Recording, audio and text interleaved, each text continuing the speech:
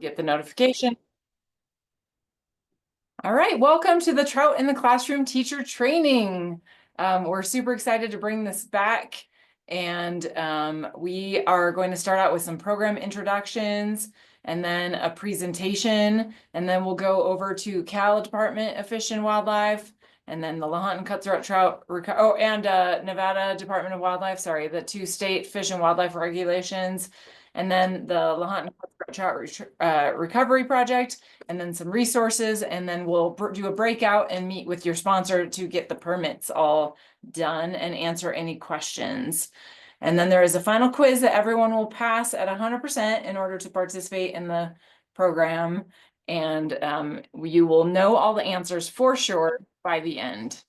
So how would you like to do introductions? Just go around the room. So I'll start. I'm Heather Segali with the UC Davis Tahoe Environmental Research Center, and I'll turn it over to Ashley. Okay, hi everybody. My name is Ashley Phillips. I'm project director with Sierra Watershed Education Partnerships. And at the top of my screen is Janelle. So why don't you go ahead, Janelle? Hi, everybody. I'm Janelle Treaster with the California Department of Fish and Wildlife. I am the North Central Region, or Region 2 coordinator for the Classroom Aquarium Education Program. And we're happy to have all of you guys on board. It's a fantastic program. Great. And I will call out Maren. Hi, I'm Maren Hudson. I'm one of the AmeriCorps members here at UC Davis. And I will call out Justine. Hi, I'm Justine Mancheski. I am a K-1 teacher at Sierra Expeditionary Learning School. Excellent. And is that Annie Wendorp? Oh, Amalia.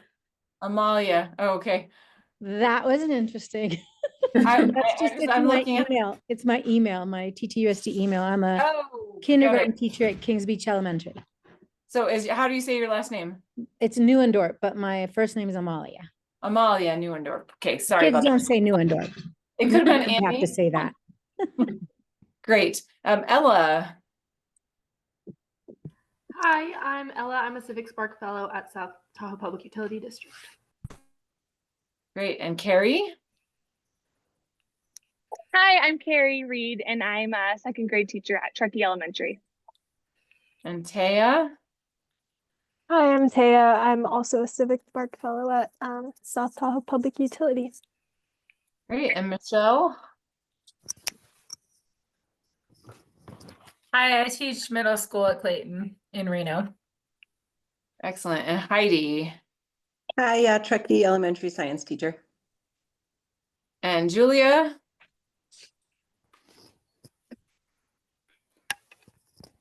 Hi, sorry, I have 2 children that I'm taking care of right now. So I'm Julia Anderson. I teach middle school science at North Tahoe School in Tahoe City. Oh, Julia, I want you to pass your Bibles through to me. Oh, today. Got home from daycare. Sorry. Sounds good. Dan?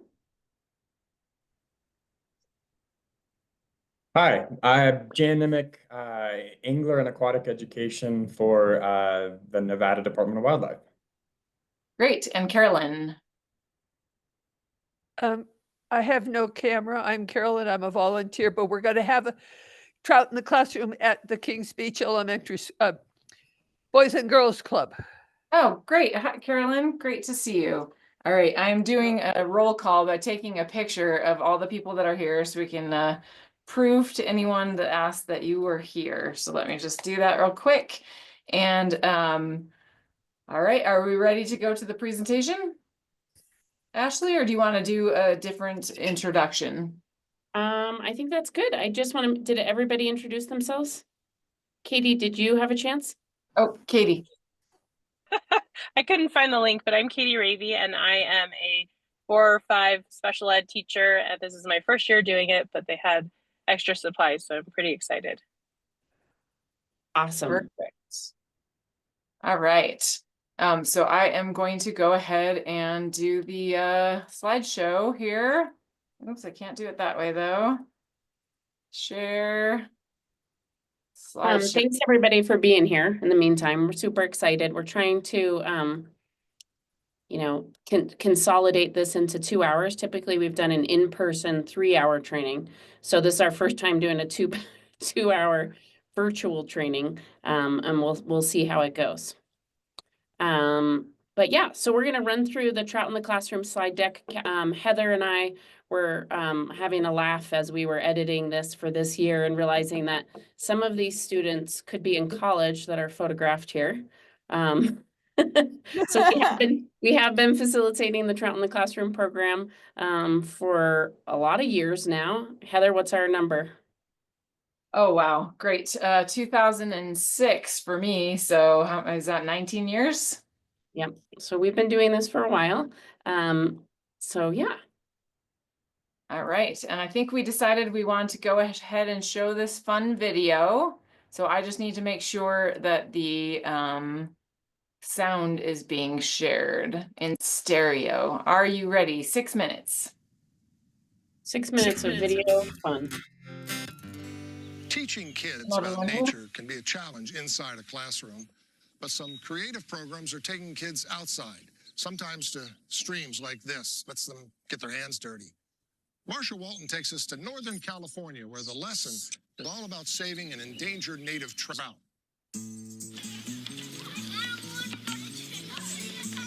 These second graders are on a mission so important, they're stopping traffic.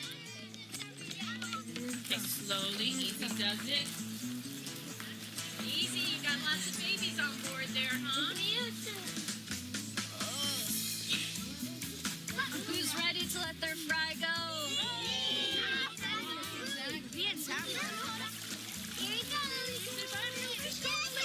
How many fins do you think the fish has? Okay, find a good 1 billion. It was actually really fun. I got to learn about what the science name was for a whole bunch of like their eggs. It was like an inch big, and it was just swimming around, and it just feels good to learn about it. It's just great to see the kids take that responsibility and that ownership over another living organism, and to really be proud of what they've done. Is our pH where we need it to for our Lahontan Cutthroat trout? Yes. Are our fry going to be happy? Yes. Okay. Kids learn about the habitat these endangered Lahontan cutthroat trout need to survive. They're checking water temperature and pH, part of a project called Trout in the Classroom that gives them hands-on experience with this once abundant native trout. When we bring the eggs, which honestly feels like a native species Santa Claus. The kids are all excited, and then the teachers. Okay, I think I'm there. Thank you. Director of SWEP, the Sierra Watershed Education Partnerships. She works with US Fish and Wildlife, Trout Unlimited, and the Captain Planet Foundation to help teachers with this project. So many times the little ones are like, I want to save the world. How can I start today? You know, they believe that they can, which is a wonderful thing. And Trout in the Classroom helps support that. Lahontan cutthroat trout are a very fascinating species, the largest species of trout that we have in the United States, and records of it were up to 50, 60 pounds. Following European settlement out here had a number of pressures on them, which eventually led to their extinction in a lot of locales. So in Lake Tahoe, for example, you had the introduction of non-native trout, you had commercial overfishing. Here come the hatchlings. Did we have some of these in our classroom? Yeah. I'll give you guys each a little fingerling to release. Hey, do you guys have a wish for your fish? Here, come right over here.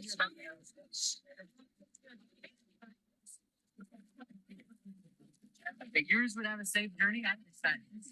4, 3, 2, 1. Right down by the screen. Because the kids are connected to the fish, and because they have that experience of releasing the fish, it's really becomes their connection to the watershed and their connection to caring for the watershed. Who can tell me what the eggs look like when they arrive? Luna. A little black dot. What was the little black dot? Their eyes. Their eyes are huge. In this class at Tahoe Lake Elementary, the fish even got their own theme song.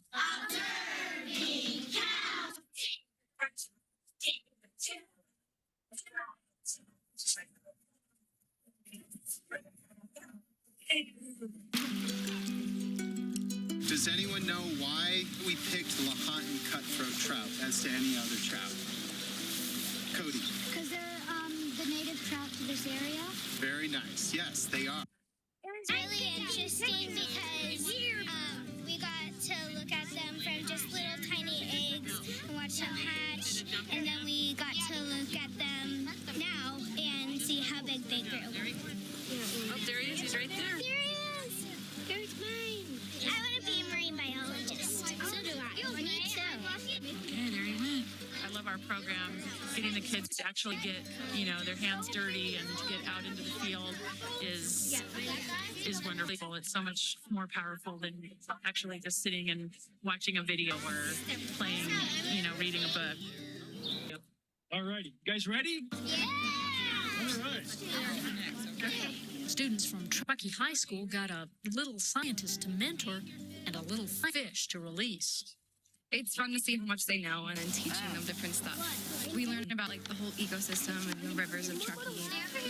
We have 80 to 90 fish that have hatched, that have survived from our original 100 eggs. What I saw during the past few weeks is that the fish went from little tiny eggs to alevin. So now that we're here today, we're going to let them go. They're probably like, I wonder what the big fish are going to think about. Yeah. And I just hope they get to grow up and have a good life. Yeah. And there's news just recently that the Lahontan Cutthroat trout is making a comeback. Yes, at Pyramid Lake, where they traditionally have been, they're catching them now at 25 pounds. Here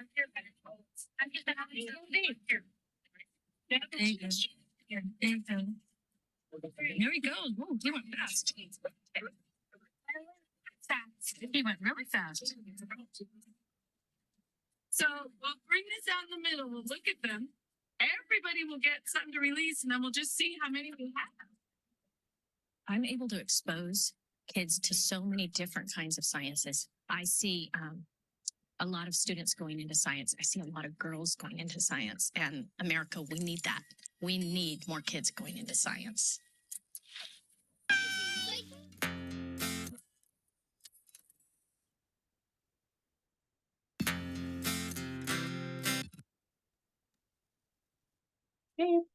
Okay. Well, it was a little glitchy, but I think that video does do the best sort of to give you especially for new teachers who haven't been involved in the program, to sort of visually see what it might look like in the classroom and how students are engaging with it. So you can watch it at a faster, less glitchy pace on your own. It is linked and you'll have access to this as well. I think we're going to kind of quickly go through. The video does the place of kind of describing the program. So, it's a conservation-oriented environmental education program that the goal is to connect students to their local watershed. And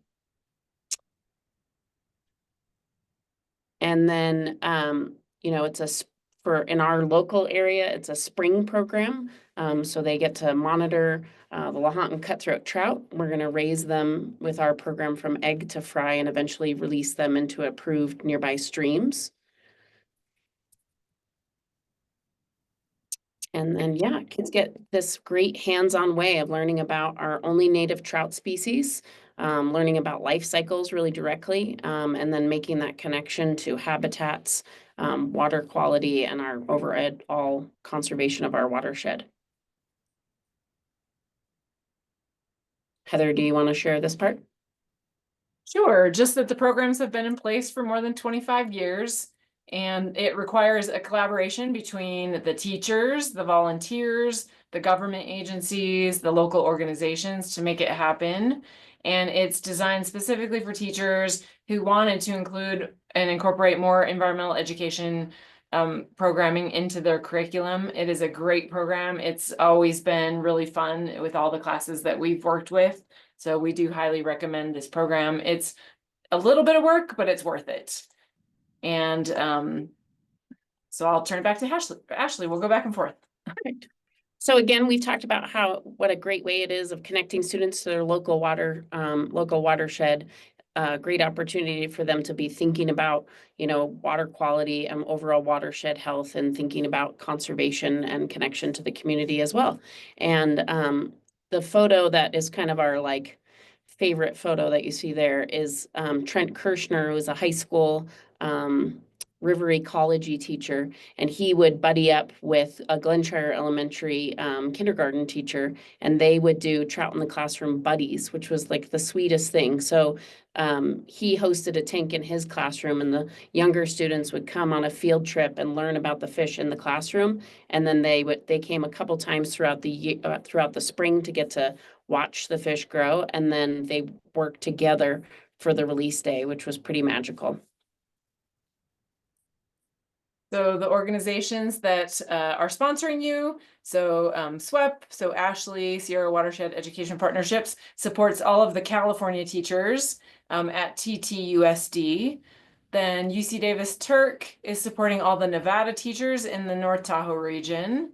And then we have some new helpers, Taya and Ella, who you met this year, who are both with South Tahoe Public Utility District, and they will be supporting the California teachers in South Shore through the LTUSD. So you will, at the end, be able to talk to your sponsors, and we will be the ones delivering your eggs. And then just a quick clarification, I help, you don't have to be TTUSD. So I know I believe we may have somebody on the call from Creekside. So we also help North Tahoe, Truckee regional, private schools, charter schools, and whatnot. Anybody kind of in the TTUSD service area. Okay, And so yeah, go ahead. Okay, so our what the sponsor organization does, so what TERC and South Tahoe PUD and SWEP are going to do is provide the training workshop. So we try to host a workshop annually. We will work with State Fish and Wildlife to generate the required permit applications. What else do we do, Heather? We coordinate the egg pickup, and that is scheduled for April 28th. And so we'll go down to the Lahontan National Fish Hatchery. We'll count out 100 eggs for each classroom and deliver those to each classroom that is signed up and has the proper permitting. And deliver those. And then we'll also compile and share classroom resources, and we're going to show you some of those here, and we'll give you those links. And we'll give you all the links that you need so that you don't have to reinvent the wheel. But all of that information is available in just a couple short locations. So we'll be doing that. And then our favorite part is, helping you problem solve. I try not to, sometimes I get carried away telling you all the things that can go wrong during the training. But I also don't want to freak you out. So I'll try to to balance that. But yeah, as problems come up, if you have issues with your tank, you can give us a call or send us an email, and we will either be able to help you because we've done it for so long, or we'll be able to find the right answer for you. And then if you'd like us to join you on the release day, we'd love to assist you with the students. That is the most fun of this whole program. And hopefully if teachers, randomly kind of choose different release days, you can ask your sponsor to join you and be extra adults to assist you with the kids outside releasing the little fish.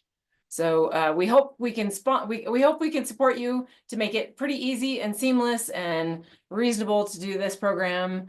And so now we'll go through the timeline. Yeah, so every year it kind of follows a similar pattern, but I wanted to talk about now is the time for you to inventory all your equipment. Linked here, and you'll have access to this, is the list of equipment. But now is the best time for you to kind of look and see what your school site, if you have a tank, and the equipment from past years, to kind of look through that stuff. Or if you inherited stuff, this is a great time for you to kind of look through that, cross-check it with the equipment list. And then let us know if there's things additionally that you need. We try as best we can to find equipment for you that's here. I think that's my preference, is that instead of us buying new equipment, that we that if there's equipment needs, that we find unused equipment and kind of shuffle that around to the different schools. So I know I have quite a few teachers that are planning to participate this year that don't have their own equipment. So that will be one of my jobs, is to match you up with that. And maybe you have equipment and you don't know what it is, you know? So we tried to make that equipment list pretty visual to help you out. But if you have questions, you know, I can pop in or someone from our team can pop in for the teachers that we support to kind of look through what you have and help you out. But now, I'd much rather help you now than like the week of, because the week of turns out to also be like Earth Day. And so at SWEP, we have our trash and shows and our Earth Day trash and shows. We have science festivals and a lot going on. So that week, if you call me and are like, I don't have this thing, can you help me find it? I'm going to be less willing to help you. But if you look now and you know that you need help, it's a great time for me to try to help you out. And then now is also, you know, not just inventorying, but go ahead and set it up, because I will tell you that you might think you have everything, and then once you get it set up, you'll realize that there's a part missing or a part that's broken. So I really recommend getting that stuff out, setting it up, and then once you're sure that everything's working, leave it all running, but just you can turn off the chiller. That's probably the biggest and most expensive and most energy consuming piece of the whole thing, is your chiller.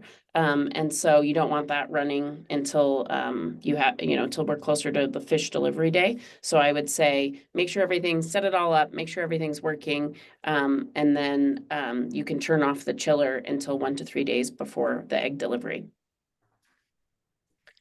So that 1 to 3 days is really, I recommend the 24th. That's the Thursday. So if you come into school that day on a Thursday, you can turn it on. Then by Friday, you know that it's still working. Let it stay cold over the weekend. And then Monday is when the eggs get delivered.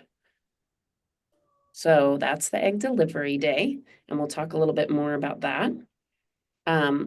And then is there anything else there? Yep. And then over the 4 to 6 week period is roughly how long you'll have them in your classroom, and you're going to watch them develop and observe and support. And then finally, you'll have a release day. I think that's what's coming next. Yeah. And again, that depends on, you're kind of playing a balance of having your fish develop and your school schedule, and trying to figure out, trying to get those two things to match up well. And you'll kind of know when you're getting close to wanting to think about releasing and organizing that.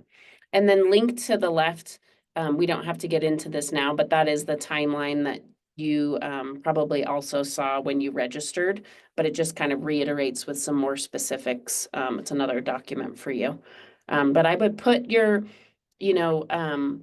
the egg delivery date in your calendar, and I would put turn the chiller on in your calendar, just so you've got that ready to go. Any questions so far? I think we're going to cover some things as we get going. I know, so yeah, but if you have questions along the way, please let us know. Feel free to raise your hand using the little hand. If you're not a Zoom user, there's a little hand you can raise, or sometimes you can hold your hand up and the hand will pop up. But regarding what to expect when you are expecting is that you will be receiving eggs that they have already eyed up. They're already a ways along in their development. They've been fertilized for several weeks usually. But the egg development rate depends on the water temperature. And so another quiz question, hint, hint, is that the ideal water temperature for your trout is about 52 to 56 degrees Fahrenheit. And colder water means slower development. And so if you're trying to hurry them along, you might aim towards the 56 end. If you're trying to keep them from all hatching right away, you might aim towards the 52 degree end of things, because warmer water means faster development. And that makes sense probably to everyone.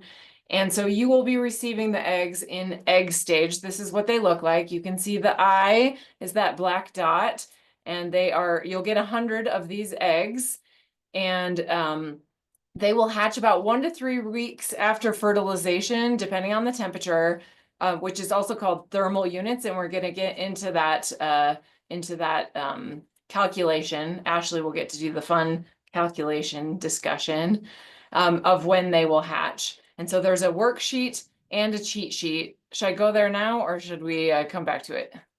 Let's come back to it. Keep going. Yeah.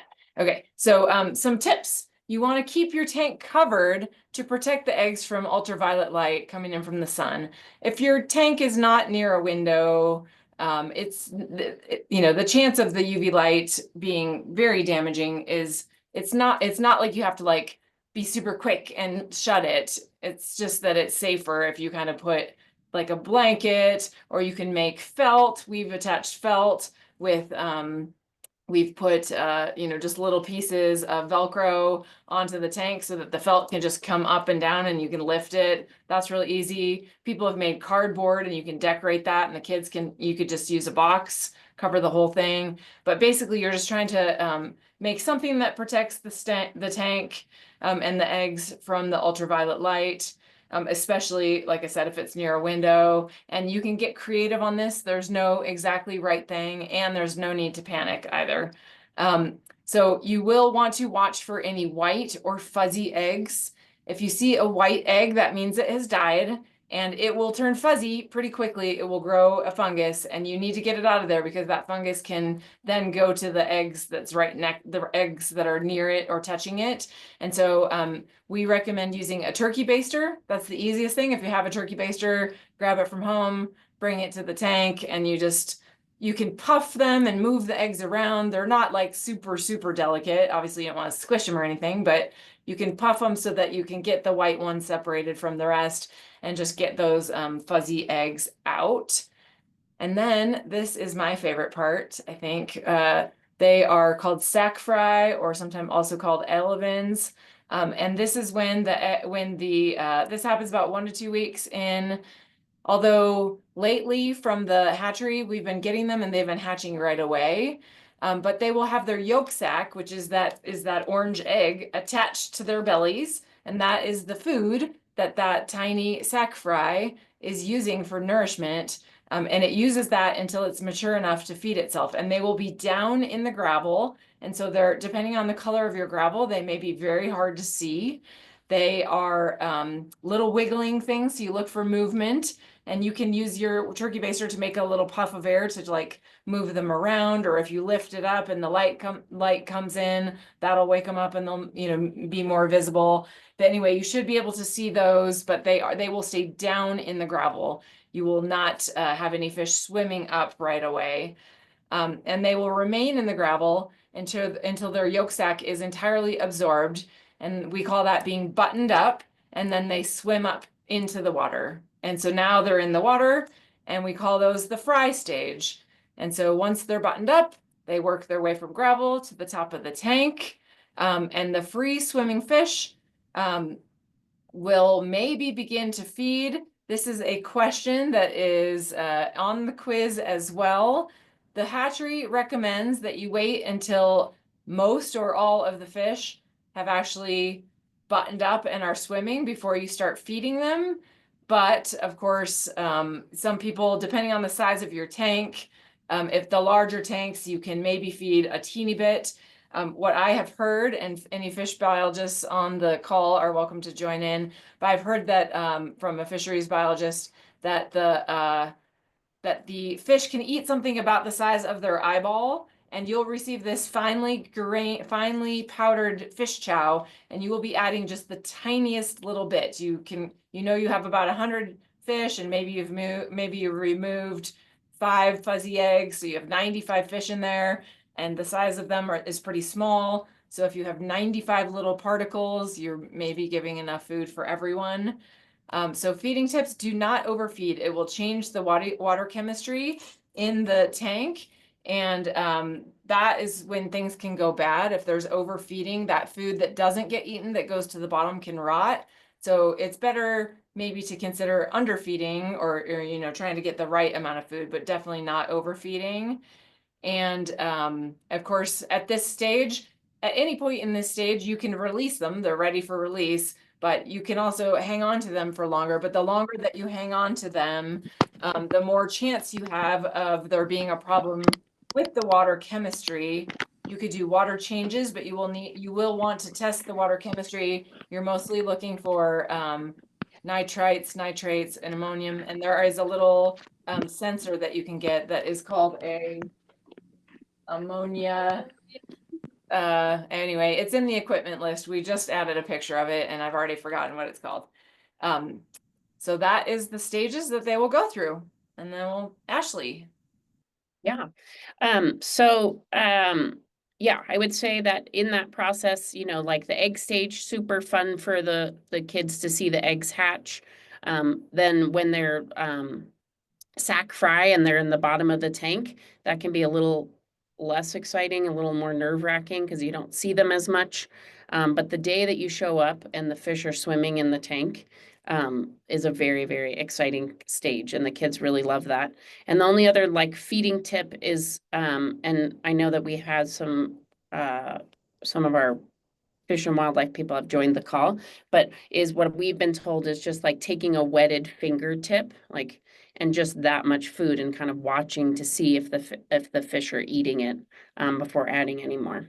So those are just a few little things. Then the release day, you know, as Heather said, is one of our favorite days. We have a couple suggestions on release day.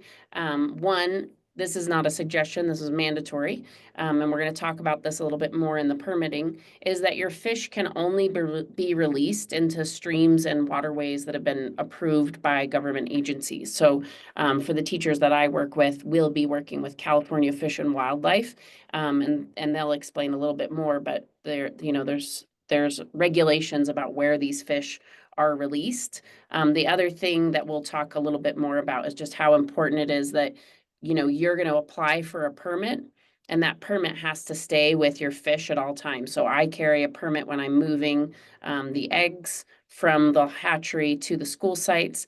Then I give you your permit. You'll be holding that permit with your tank.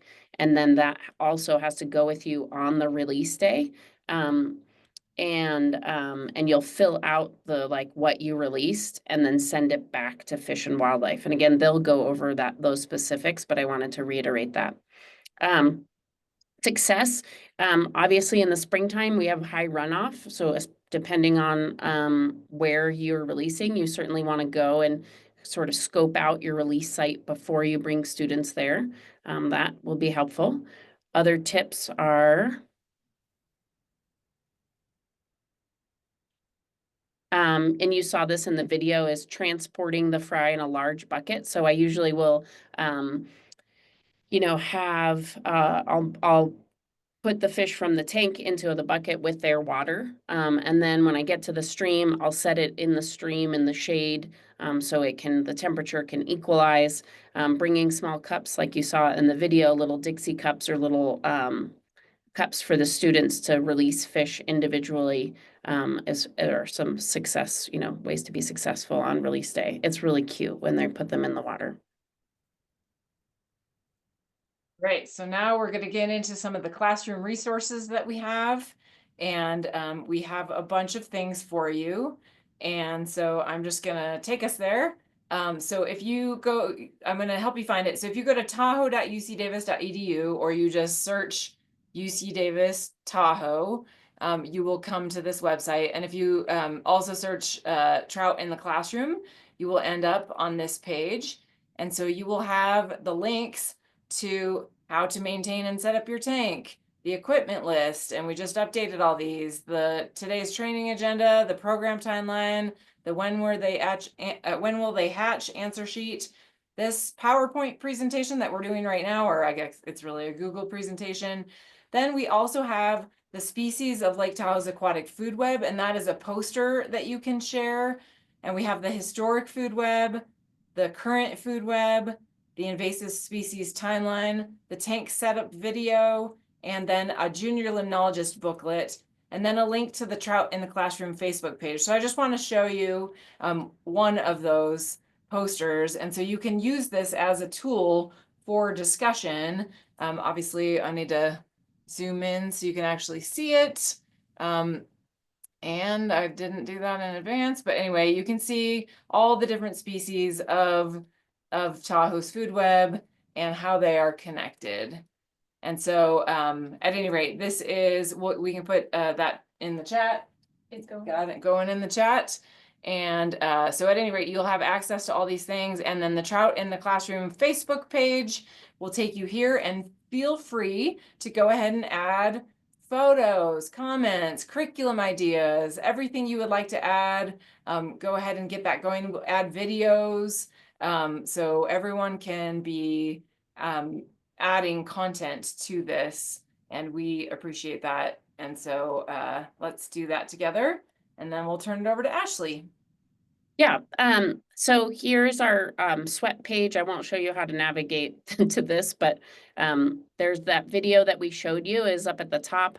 Then we have our training materials, again, the slideshow, how to set up your tank video, our agenda from today, the equipment list is linked there, the program information flyer, that timeline, and the program registration, all that is there.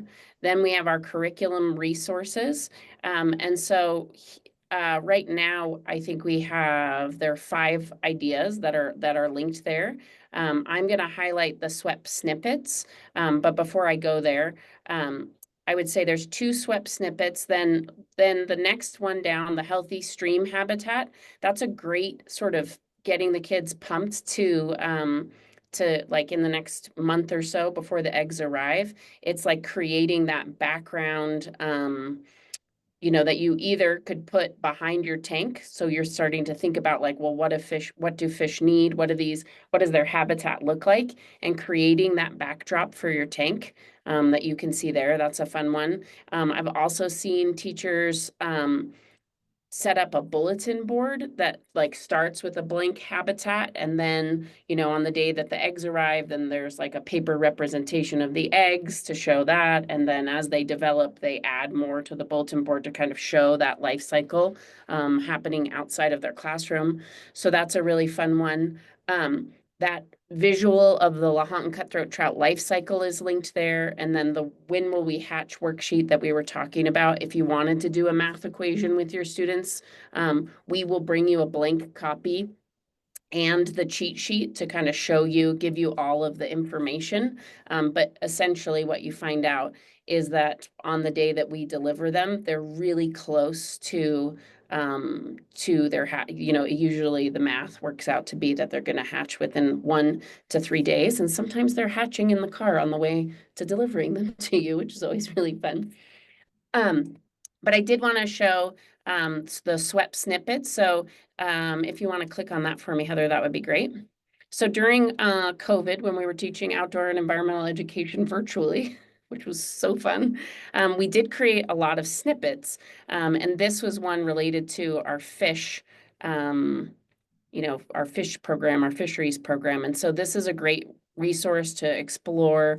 It's adapted from Project WET, and it just explores, all of the different adaptations that fish have. And then the kids get to create their own fish and think about its adaptations. And there's some great video resources and other things linked there that I think will be really fun for you to check out. And then, if you don't mind going to the other one, then the other SWEP snippet is Color and Learn, Lahontan Cutthroat Trout. Again, there's so much great information that we pulled together here. There's a coloring page, and it's Missy, who's SWEP's executive director, drew a Lahontan Cutthroat Trout, so you could print that out for students. And I think it's embedded below too, Heather, as you go down. So students could be coloring, and then I think what we thought was going to be fun is if you keep going down where the fast facts with SWEP, I think that's me doing a little audio recording of some things I know about Lahontan Cutthroat Trout. And then there's all kinds of great background information there. So those are 2 curriculum resources plus more for you to kind of get started in thinking about. What I really like to say is that for teachers is that this could be a lifelong journey for you. And so don't feel like you have to have it fully dialed and ready to go on the first time that you do it. I think having it in your classroom and having the students observe and potentially even journal, that resource page shows, a cute image of a student drawing of just, weekly drawing and journaling that way. I think that's a great way to get started. And then as you continue with the program, you can start to develop more and more of because each grade level and each teacher is going to customize how they do it. And, in the video, you see Vicki Brown, who's now a retired teacher, but at one point she had matched all of her reading materials to her Lahontan Cutthroat Trout program, to the Trout in the Classroom program. And so, you may get there one day, but you may not. And I don't want you to feel overwhelmed by it. I think just start wherever you feel comfortable and going from there. We do try to, with the Facebook page, is the more you can share resources, I think that's going to give teachers some great ideas of things to do. And then we try to weekly add a new curriculum resource. So you can scroll through the Facebook page and see past years of suggested curriculum, and then we'll be adding to it again this year. So that's all I have to say about curriculum resources. Yeah, and you'll get this publication or this Google slide, and these are all live links. It will take you right to them, so you don't have to. You can copy the links, you can get to them now, but you don't need to. So tank setup. All right, we're not going to make you watch this one. This is for your viewing pleasure at another time. This is for your viewing pleasure for sure. This is me and Ashley setting up a tank and what it takes to set up a tank. And you can, while you're setting up your tank, you can watch this video and laugh at us and do it step by step with us. And so if you have any questions about tank setup, this link is in here, and that is, we're not going to make you watch it now. Okay. And then also, I do want to direct especially teachers on the California side. That's the California Fish and Wildlife. There's a link to their guidelines about your tank setup guidelines. And essentially, we want to mimic nature as much as possible. So we're not using any additives, no chemicals.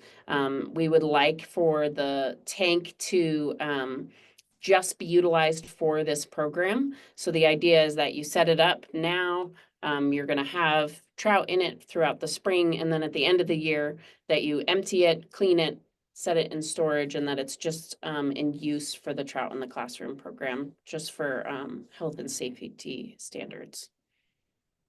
And I am noticing that we are 8 minutes behind schedule, so I think we are ready to we'll come back to this. And so I'm gonna stop my sharing right now, and we are going to turn it over to California Fish and Wildlife. Oh. All right, can everyone see my screen? Yes. Excellent. So I am usually the trainer, so it's kind of nice that you sponsors are taking a lead here. And I have, it usually is about 3 hours. I have cut this little presentation as much as possible. So we're gonna whip through it real quick. So welcome to the Classroom Aquarium Education Program, or as you guys call it, the Trout in the Classroom. This is all my contact information, and I will give you this, I'll give you a link to this whole program so that you can have everything on here. We are again in the North Central region, Region 2. You're going to need to know this when you apply for your authorization. Our mission, of course, is to manage California's fish, wildlife, plant populations, and their habitats for their ecological values, but also for the use of and enjoyment of the public. So we want the public to enjoy.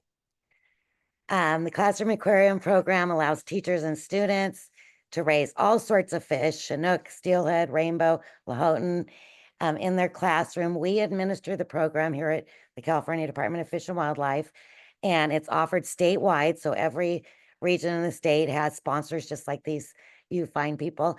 And without the sponsors, of course, we would never be able to bring this program to the kids. And over the years, we've had thousands of kids experience this hands-on science of one of our Earth's precious natural resources. So Region 2, which is North Central, currently, and this is actually old, we have about 600 teachers and 20 plus partner organizations participating in 17 counties.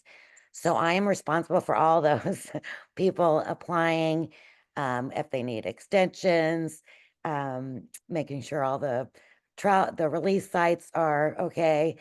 And this year I actually picked up the Region 1 East, which would be up north, Siskiyou, that area, because they're down a coordinator. So it's been a challenging fall and early spring, but you guys are the last ones on, so I'm like excited. I'm like, I see the light at the end of the table. So anyway, here's the brief history. It started in BC in the 1970s. Then in the 80s, a group of educators in California in the Central Valley brought the first programs to the state. Since 2000, we have administered the program, and we also have a statewide committee that helps provide greater assistance to us, the coordinators, and to the community sponsors.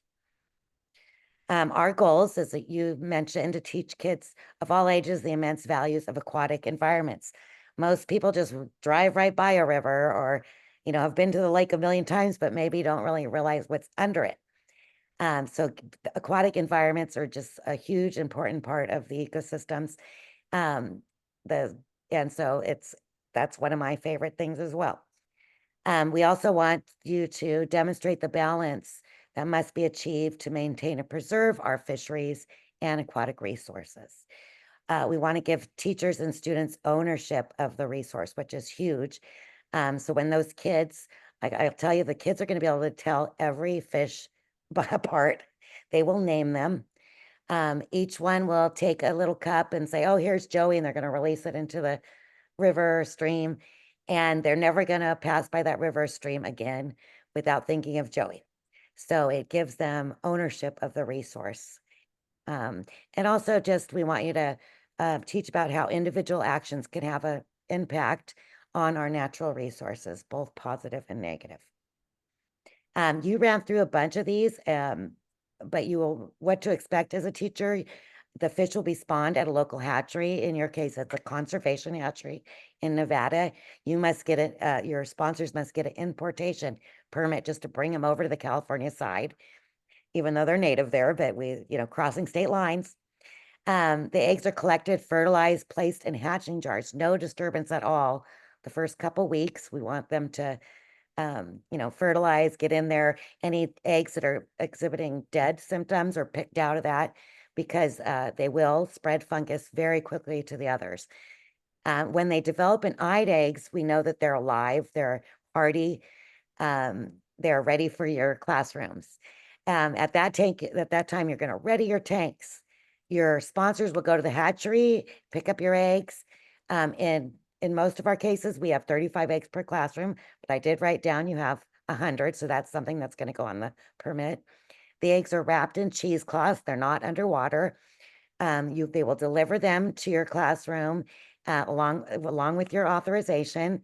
You will provide a perfect environment for the eggs. You'll learn all about a fish, life cycles, ecological independence, food webs, etc. Your baby fish will hatch out, and again, they'll be sack fry. That just imagine how great it would be if kids had sacks. They'd never get hungry.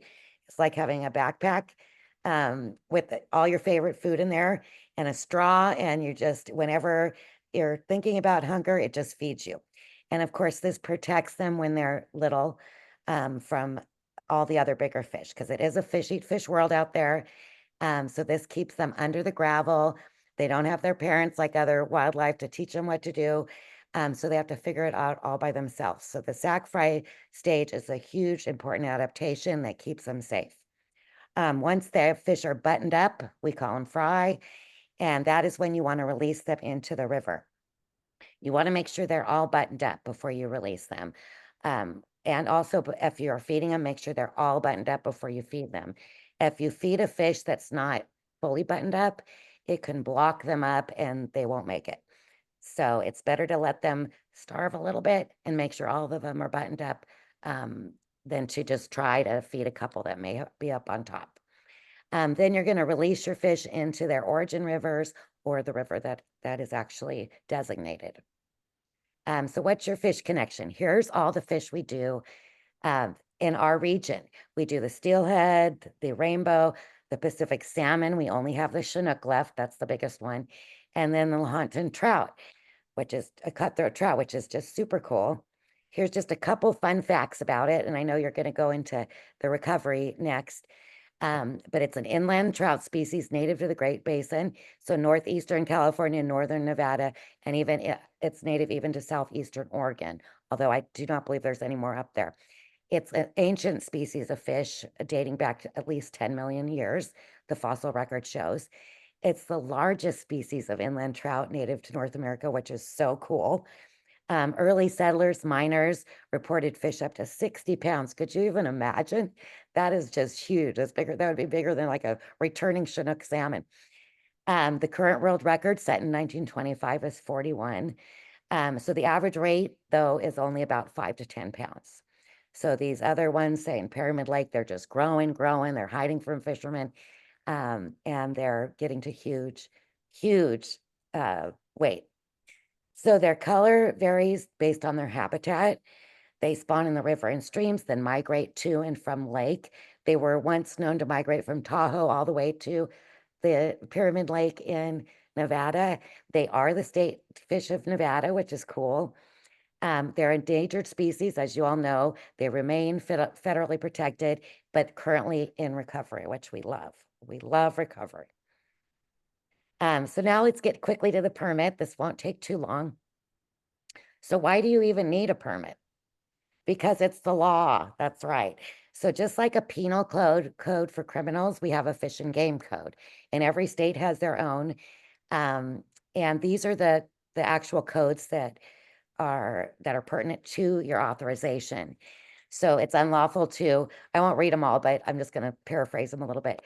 To place any plant, animal, fish in waters without securing permission. So that's your first part there. You're not supposed to move them around. Fish and wildlife resources are held in trust for the people. So they're all of your resources in California. The department just holds them in trust. And in doing so, we make sure there are laws governing what people can do and could not do. Because if there weren't, everybody, this is one of the reasons that the fish had gone extinct in the first place, and other animals. So you must have a permit in order to engage in project and activities dealing with our wildlife. We have jurisdiction over conservation, protection, management of all the fish wildlife. And exemptions occur for educational purposes, and that would be you guys. You must have a permits if you're going to import, export, take, which means kill, or possess any endangered species, threatened species, or candidate for educational purposes. And so that's the fourth one. So let's take a look at the permit. They're super easy. We now have an online permitting process, which has made my life a lot easier and will make yours as well. You will go, I have the link. I will give you the link if you don't have it yet. Your sponsors have it. On there, you will put your name, your school, the address, your phone. All this is super important because you are the permittee. You will also put your sponsor's name and contact information. Now, in that little box there, that's some important data. The delivery date of the eggs, that would be, I believe you're doing it April, I forget the actual, April 26th, maybe one of those days. Yeah. Okay, April 26th. Your number of eggs will be down there. It'll be 100. Your species will be the Lahontan Cutthroat trout. The hatchery where they were spawned would be the Lahontan National Fish Hatchery. And then the two things that will not be in that area that you'll have to get from your sponsors that they're going to receive when they pick up the eggs is the date that the eggs were harvested from the mother fish and father fish. So that's super important. So you'll be able to know where they are at life stages. You'll be able to do the when will they hatch. Also, you will find out the water temperature at that hatchery. Those are super important as well. So with that information, that's how you're going to figure out when your fish will hatch. Now below are all the conditions, and you'll have to read through those carefully, but they're pretty much things that you would like, common sense things. So usually we make our permits for 8 weeks from the delivery date. I saw in your presentation you said 6 weeks. We'll just keep it at 8 weeks in case some are developed slowly. And then your permitted release location will be listed there. You will also be asked to put that on the online form. And your sponsors have a list of where those permitted release sites are. We are also trying to get some of the other release sites that you've requested authorized. It may not be this year, but hopefully we'll be able to get an amendment. The release sites are done on a 5-year basis through our Endangered Species Act data, that when we go in, we survey all the rivers and lakes in our region and state, which takes a long time. Okay, and then down below, of course, will be me, my approving signature when it will be. Down below that, once you release your fish, or if the last fish dies, which isn't going to happen, you could use that QR code to go to the release summary online site, and it will ask you many things. It will ask you, how many did you release? What was the species? Where did you release it? How many kids participated? Did you spend any money on in your classroom that wasn't provided by the district? These are all important factors because we actually run on a grant. It's a federal Fish and Wildlife grant. So we need to do all that when we do our reporting. Okay. I'm going to chime in just quickly. So teachers that are on, we, at the end of the training, we do have time where we will break out into our individual groups, Nevada and California, and we'll go through and fill out the permit applications together. And then, so that process is like today, we'll fill out the permit. Each of you will fill out the permit applications. And then on the delivery day, we'll bring you, or maybe Janelle will email you a copy of the actual permit. And then you just have to send what she was sharing was the QR code. And that's all sort of a new process this year, but we'll be going over that together at the end of the training tonight. I think you're going to find it very easy. Yeah, I'm excited. Thank you. And then we did set a hard deadline. I believe it was April 2nd, just to make sure all your April 4th. Okay, I know I don't have the dates in front of me. To make sure all your applications are in, then I could pull them up and then create your authorizations. Please fill out your forms completely. Do it online, but don't leave spaces open. If you don't put your school name, you won't be getting eggs, things of that nature. Communicate at all times with your sponsor. Before you, that's my clock, sorry if you heard, before you apply, making sure that you have your tank and set up usually about a week before your delivery, so it has a constant temperature. You will receive your eggs and your authorization permit. So usually I will email your permits to your sponsors because they will need them when they take them to the hatchery. They'll need them, just in case they're stopped, it'll have your sponsor name on there. So you are permitted to hold those eggs to deliver them. And then the authorization stays with the eggs at all times. If you lose it, we send a bear into your classroom to eat your eggs. So just so you know, you cannot lose it. But I have had teachers where I've had to send them another one. Make sure that they travel together to your release location. And then within 14 days or the last fish dying, make sure you fill out your release form. That is the last part of your duty. If come next year, you forget to do your release form, guess what? You have to retrain. So we're pretty strict on that because we want you to, it's not too much to do. All that you're required to do to be a CAP teacher is attend a training, submit your application, keep your permit, keep your tank going well, and then turn in your release form afterwards. Things to remember: release the permit before your final release date. If you need an extension, all you have to do is ask. Just ask for one. I usually give them. It's no big deal. Again, return authorization. And then here's some really important ones. Do not release fish at a location other than specified at the permit, on the permit, because these are super important. If you're, yes, it may be super convenient to go, right out to the lake and do it. But if you do that, you may not be on the list next year. So make sure you just follow the rules. That's all I ask. Don't add other animals or plants to your tank. We've had teachers that put like, oh, my tank's a little dirty, I'm going to put like a little tiny little catfish in there. Guess what happened? Ate the fish and the egg. So not a good idea. They also could be carrying disease. Don't use any chemicals that are not approved by CDFW or your sponsor. And then do not transfer the permit to another teacher or person. If you are going on maternity leave and know you're going, just communicate with me and we could figure something out. All you got to do is communicate. We also have some CAP resources, some that you brought up. Some of the ones you brought up were really cool, like the Aquatic Wild, Project Wet, Project Wild. Those are all fabulous. We have quite a few on our CAP website at CDFW.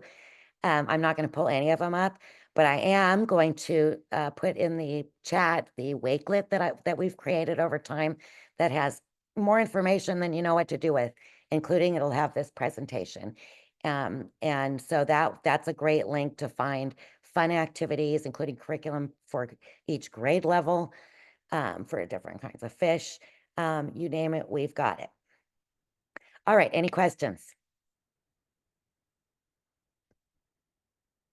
Anything? Maybe see there's something on the chat, maybe. I just added the link to the application and to your resources in the chat. Excellent.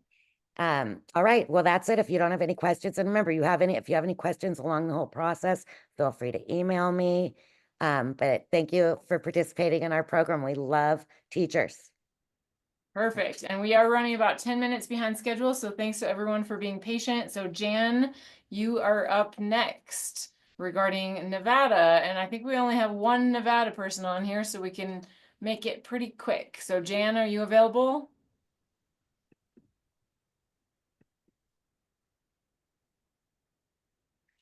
Hey, sorry. So truthfully, I was never given anything to talk about. So Okay, well, I can do it basically, and you can answer any questions. So I just want to share for Nevada teachers, it's a little different. It's paper, and so there are 2 permits that we have to request. Can everybody see this quick permit? So it's the non-commercial possession of live wildlife, and there is a $15 fee for applications, regardless of whether it's a new or a renewal for someone coming back. So you just fill in all the obvious information here about your institution and who the responsible person is.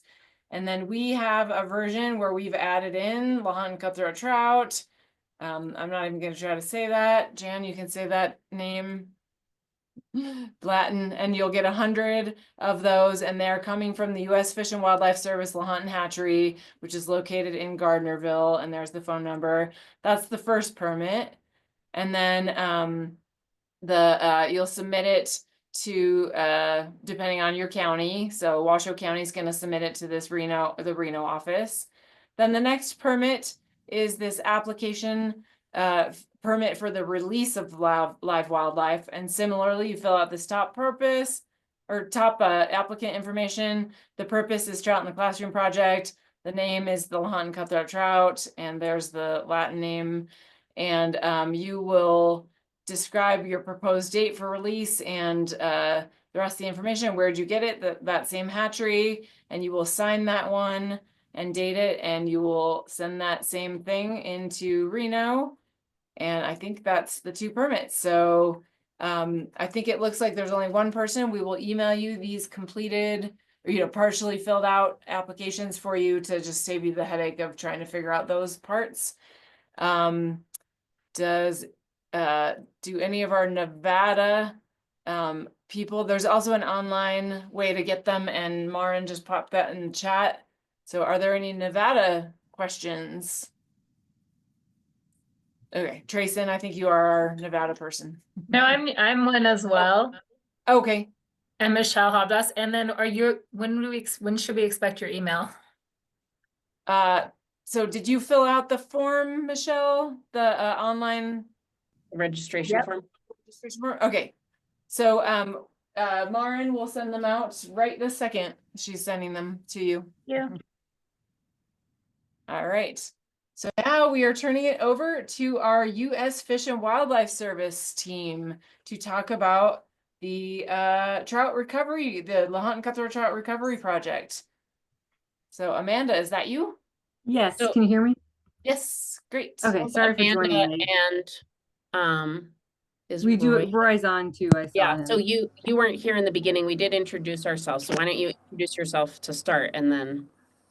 Okay. Hi, Amanda George. I'm a fish biologist with Lahontan National Fish Hatchery Complex. One of my main projects is fall and leaf lake, and I help out with trout in the classroom, getting eggs and doing the presentation. And hello, folks. My name is Roy Uliberry. I'm the senior fishery biologist for the Lahontan National Fish Hatchery Complex. I oversee our programs in Tahoe and the Truckee Pyramid Basin. And Amanda will be giving our presentation today, but I'm here to answer any additional questions you guys might have. So take it away. All right, let me share my screen.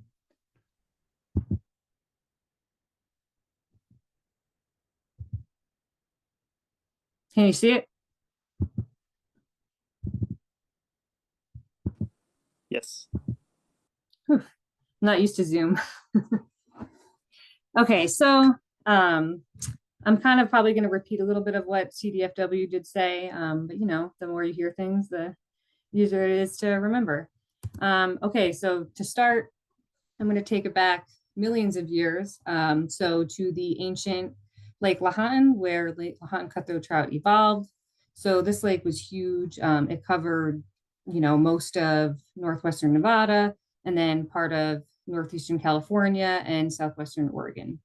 So this lake flowed for millions of years, and then around 13,000 years ago, warming trends hit the region, and the lake started to desiccate, and this huge lake ultimately started to fragment over time and basically become what you see today. So this is a large area to manage. So to make it easier to manage, the Fish and Wildlife Service broke it up into 3 different geographical management units, which we call GMUs, the Northwest, the Humboldt, and the Western. So Lahontan National Fish Hatchery works within the Western Geographic Management Unit, and our focus, because that's also a big unit with a lot of lakes, is Lake Tahoe, the Truckee River, and Pyramid Lake. So just some basic biology about them. Lahontan Cutthroat trout, or cutthroat trout, they're one of 14 subspecies.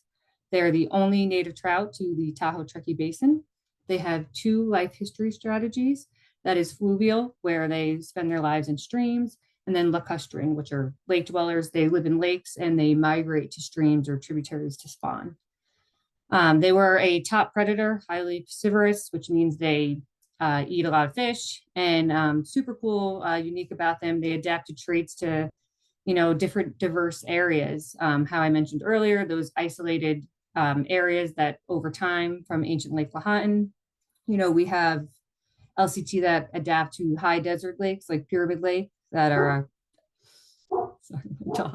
high desert lakes like Pyramid Lake, very salty, and then oligotrophic lakes like Lake Tahoe, so low nutrient lakes, very clear. They also have different morphological characteristics or genetic differences slightly based in their isolated areas.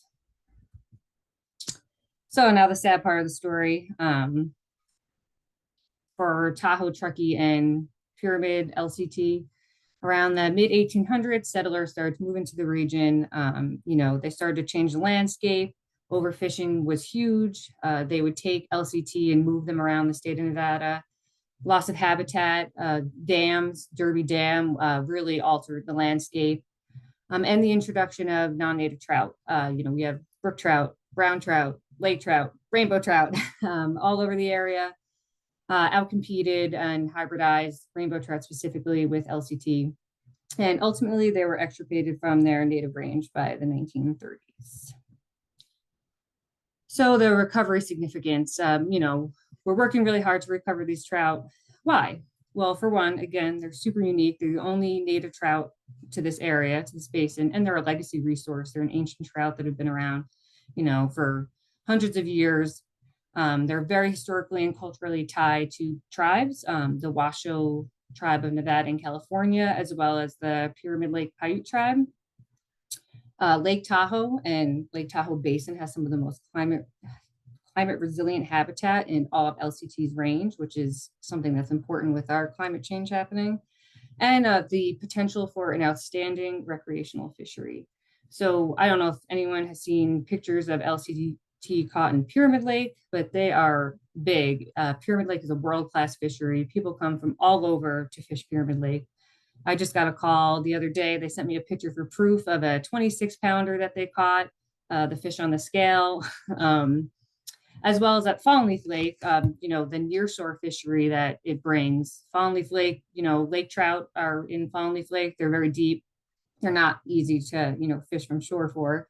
But we're getting calls now from anglers and people who live on Fallen Leaf Lake that they're able to fish from their docks again. People are fishing from the marina and catching LCT. And just something that I've noticed too, from being up there for years, is just that, the return of some birds there, eagles and herons. Funny story, we caught an LCT when we were doing one of our angling surveys. And, when we released it, we got to watch an eagle eat it, which was cool, very sad, but also really cool. We didn't know that an eagle was watching us the whole entire time. But yeah, so an outstanding fishery. So one of the most awesome things about this program is the story of the Pilot Peak. So once thought to be extinct, fish biologist Robert Benke was in the Pilot Peak Mountains. It's on the border of Utah and Nevada, up in the Pilot Peak streams. And he saw what he thought was a Lahontan Cutthroat trout. That's what he identified it as. But at the time, there was no technology to clarify what he thought. It wasn't until the 1990s that genetic DNA sequencing testing advanced, and they were able to use museum specimens of LCT and test them against those LCT that had been found in the Pilot Peak area and confirm that they were direct descendants of the Tahoe Truckee Pyramid LCT, which was super awesome, that we now know as the Pilot Peak strain, which is the large, especially the lacustrine, large, long-lived trout. So just a little bit into the conservation and recovery of LCT. So LCT were listed as endangered in 1970, but they were actually changed in 1975 to threatened. And this was to allow for recreational, regulated angling. In 1995, the US Fish and Wildlife Service came up with a recovery plan. And this recovery plan basically outlined objectives to, establish populations of LCT. What can we do to protect existing populations, establish new ones, and what can we do to ultimately put ourselves out of a job? What can we do to make sure that they persist for the next 100 years? And this plan is, constantly being revised and adjusted. Now, this plan, 100 years is a really long time out. So they came up with something else. So kind of what I was talking about before in those GMUs, those geographical management units, the Western that we're a part of actually breaks down even smaller to make it more confusing into what we call RIT teams, so recovery implementation teams. So there's a Truckee recovery implementation team and a Tahoe one, there's a Walker one. We work with the Truckee and Tahoe one, and these short-term action plans are basically what can we do in the next 5 years that ultimately goes towards that recovery plan. So these short-term action plans are what's ongoing research and management right now happening, and they're also constantly being updated and revised as needed. So now, Lahontan National Fish Hatchery, where you'll be getting your eggs from. So the complex began propagating pilot peak strain in 1996. And again, the purpose of this was to recover the native strain, as well as providing a recreational fishery. So Lahontan National Fish Hatchery is the only species that we have on station is pilot peak Lahontan cutthroat trout. And we have a captive brood stock on station that, stay on station and what we use to produce more fish. And then we also have production fish. And the production fish are what gets stocked out to Pyramid Lake, Lake Tahoe, Fallen Leaf Lake, and the Truckee River. So one of the really cool things about Lahontan National Fish Hatchery is our genetics management.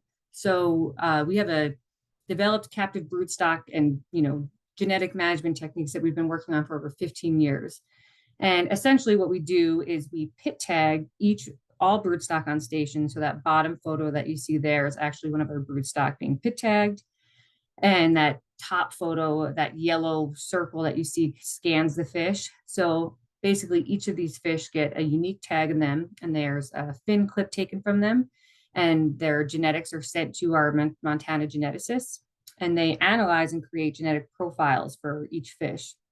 These genetic profiles are used to pair individuals. And, we're looking for rare alleles, high heterogamy. So, we want the widest genetic diversity that we can get. And, that's a really cool thing. This is a conservation hatchery. Our focus is, to bring back this fish in the healthiest, safest way possible. And ultimately, this fish wouldn't be here without this hatchery. So super cool that, we're able to do this with Montana. And for us, Roy can correct me if I'm wrong, but I'm pretty sure we usually do to around 150 broodstock or 150 crosses. Am I wrong? No. Roy, what is it, 150? You got it. So 150 Okay. crosses for our future broodstock. And we typically take from those crosses about 8 individuals from each of those to kind of carry forward the genetics from that group, and the rest of those fish become production fish.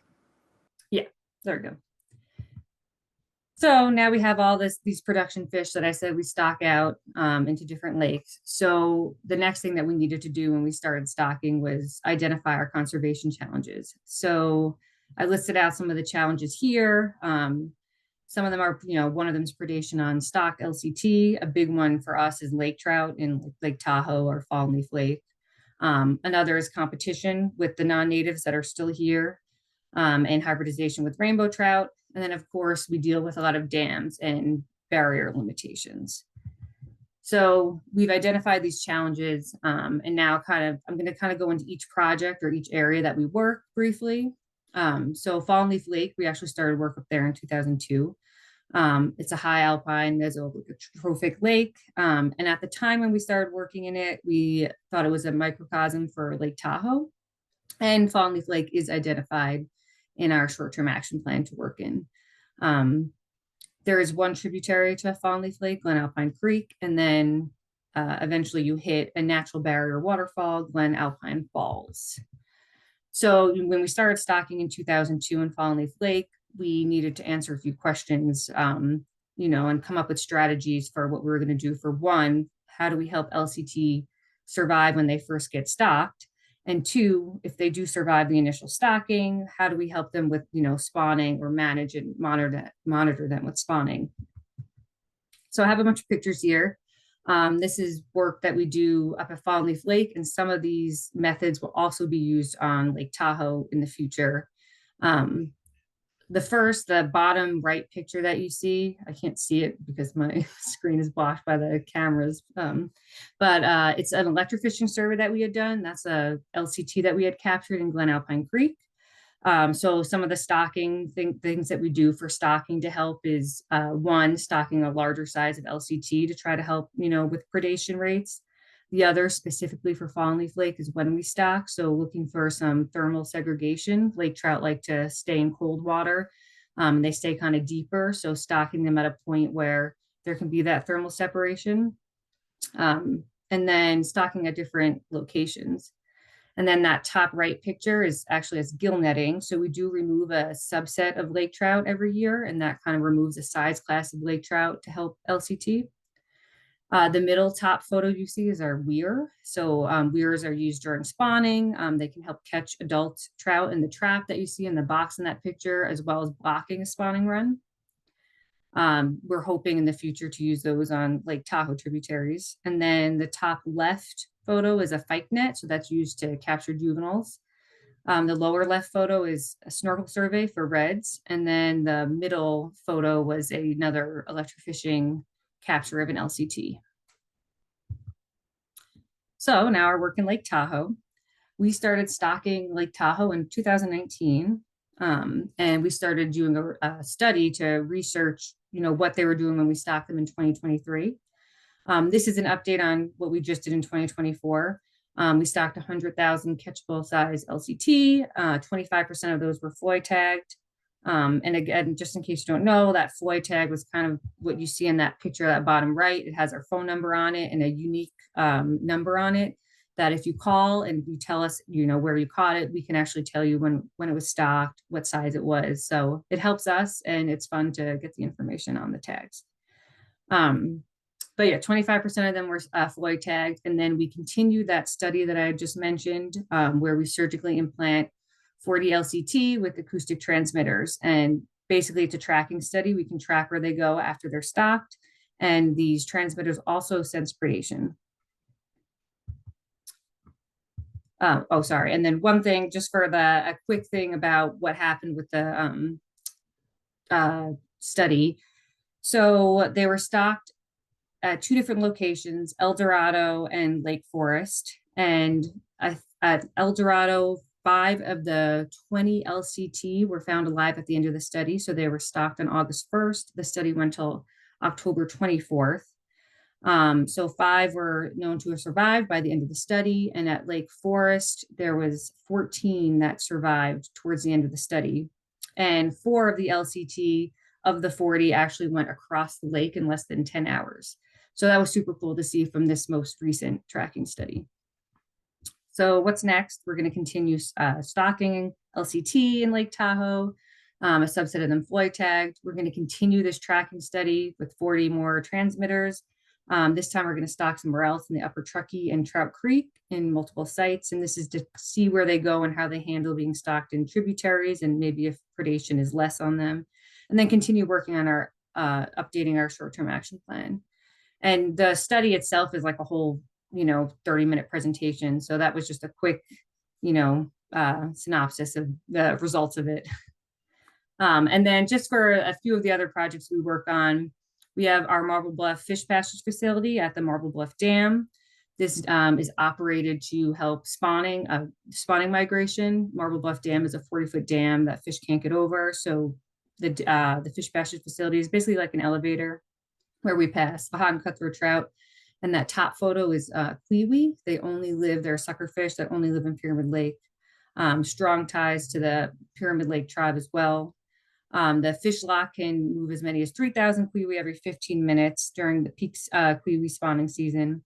And LCT passage has actually been increasing a lot in recent years, which is super cool. And we try to get our hands on as many of the LCT as we can and tag and get as much information as we can on them. And then our work in the Truckee River. So we also stuck the Truckee, and Crystal Peak Park, the ponds there, which is super fun for kids when we do stock there. We electrofish, and that bottom photo is our raft electrofishing. And then we pit tag and FOI tag LCT, as well as pit tagging rainbow trout. And that pit tag, again, it's the same tag that we used on the brood stock. We're able to see where they go. So if they swim up to Derby Dam, there's something in the water that will track the tag and tell us that they were there. As well as sampling for juvenile LCT and rotary screw traps and backpack electrofishing. So that top photo that you see there with the funnel is what collects juvenile trout. So that again was a quick introduction to all the projects that we do. But it's super exciting. Now I know a little bit about where you're getting your eggs from. And if anyone has any questions. I wanted to say thank you. I've been you know, Heather and I have been part of this training now for a really long time. And every year, you know, learning about the update of your work and all the progress that's being made is always really, really exciting. And if there are any teachers on the call that teach genetics, Amanda and Roy, I mean, it's really unbelievably fascinating, the level of work that you're doing on conservation. So thank you again. And yeah, I know they have to leave. So I think if there are a few quick questions, what do you think, Heather? Do we have time for that now? I think so, because we already really did the resources. So that's actually why we're behind Okay. schedule. Okay. Redid them. Does anybody have questions right now?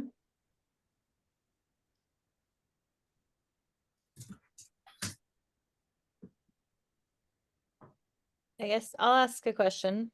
Do Yay. you have any resources for teaching about the genetics that you do with the fish? Because I teach middle school and we do some genetics. I don't know if you guys have any educator resources. Not that resources that would like help that you could bring to your classroom.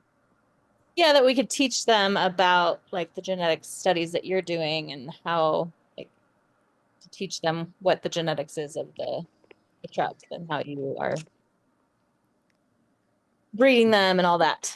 I mean, I could come up with something, but if you had something already, that would be awesome. I can take this one, Amanda. Unfortunately, we don't have anything specific to the genetics that we're working on. It has been something that we've tossed around because we do a lot of outreach events and we get into the life cycle of the trout and different areas of the conservation for Lahontans, but we haven't done anything specific. And really, it's because our broodstock coordinator, who is our resident geneticist, really has not had much time to kind of sit down and think about what that would look like for a K through 12 program. You know, what type of curriculum that would be to kind of simplify it in a way that would hopefully make sense to the kids at different ages. But that is something that we hope to do. And whenever we do have that information, we'll definitely give it out to Ashley, and hopefully it'll be a part of this program as well. Thank you. Yeah. And then one thing that we do when we go and pick up the eggs is we try to capture video, and occasionally we've live streamed it on Facebook, so you could be like following us live. But seeing the facility and seeing how they kind of keep track on all the trays of the different eggs, and you know that represents the different strains and crosses that they have is really fascinating. So yeah, Julia, we'll have to put our heads together.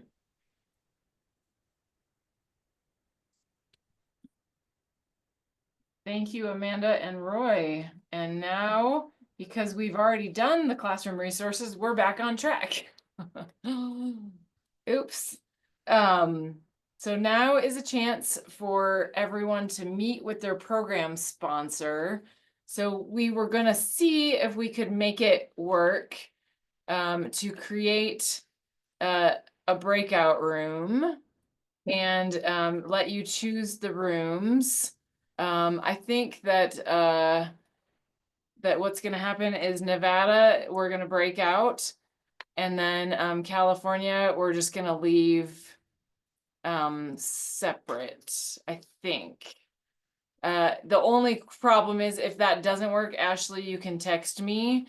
So if you are in Nevada, we are going to pull you out separate. And if you are not in Nevada, you're just going to stay in this main room so that can remain recording. And then Ashley, if it doesn't remain recording, then we'll just all come Okay. back and we'll And do then it. I don't know if you need to stay in while I go to give me permission to be able to share my screen and get to where we need to be. Yeah, you should still be able to. I'm gonna make you a co-host, and so you should be able to do everything you need to do. Okay. Okay. So can everybody in this group see? Oh, we don't want the weekly announcements. Hold on. Sorry, I just got out of where I wanted to be, but now I'm there. Does everybody see the slide deck now or see it coming up?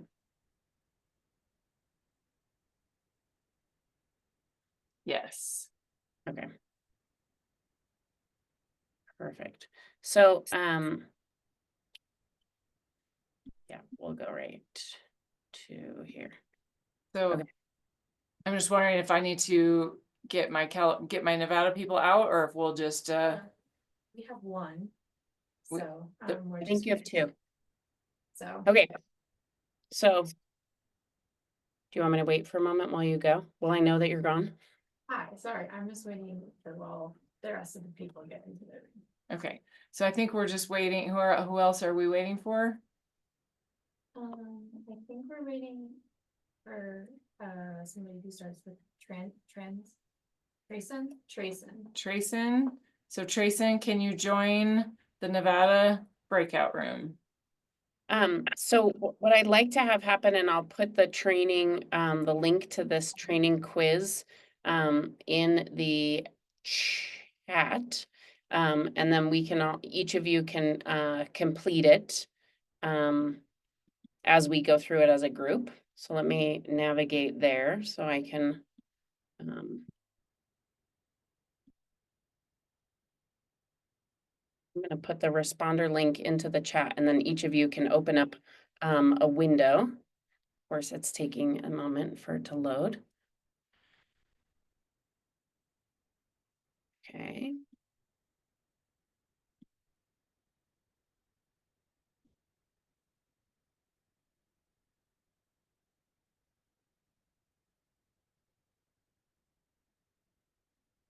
Everything's going a little bit slower now, but okay. So is everybody, it should be in the chat.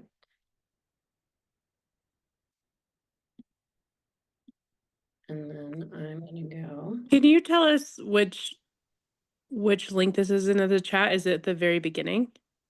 It should be right at, let's see. Oh, you know what? Hold on. To everyone in the meeting. I did a weird thing where it only sent it to Amanda. Okay, so now everyone should have it, and it should be the most recent link in the chat. You got it, Julia? Okay. Amalia, are you there? Awesome. Okay. I got it. All right, so first question. When should you put these dates in your calendar? Now? True or false? I should put all these dates in my calendar. Everybody should be marking true. And then just so you know, the reason that we are emphasizing this, most of the quiz is a newer element to our training. And it's just so that some of the things that are kind of time consuming on our end, hopefully can be less time consuming and just smoother for everyone. I think Heather mentioned, but this is a program that is unfunded, meaning that SWEP and TERC and South Tahoe PUD don't have funding to cover our time for it, but we just love it so much that we are doing it regardless. So the more that you can help us be on track with some of these specifics, the faster things go. The next question is, I must have my permit with my fish at all times. That is true. Next question, fuzzy eggs must be removed from my aquarium immediately is true. Again, releasing into approved waterways that are on your permit. So today, when we fill out the permit application, you'll select like 3 approved release sites. And then when you get your permit, those will be printed on your permit where you are allowed to release. And then, yeah, so that's a specific thing, but you do need to release into only the places that's stated on your permit. Any questions about that? Okay. And then when should you set up your chiller and aquarium?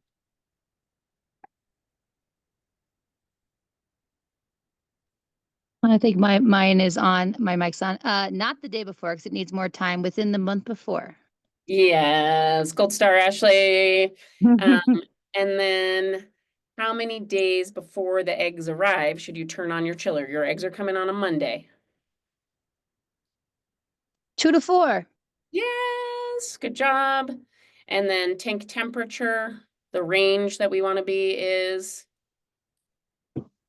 52 to 56. 52 to 56. Yep. And then when are you feeding them? Your kids in your class are going to want to feed them right away. No, you can't do it until they start to swim up. Perfect. And what we say is as soon as the first fish swims up, is not true. You kind of want to get all of the fish so that the fish that are in the bottom that still have their yolk sac, you don't want them trying to eat food that falls to the bottom. So waiting until all of them have come up is preferred. All right, this is one that I've seen go wrong before.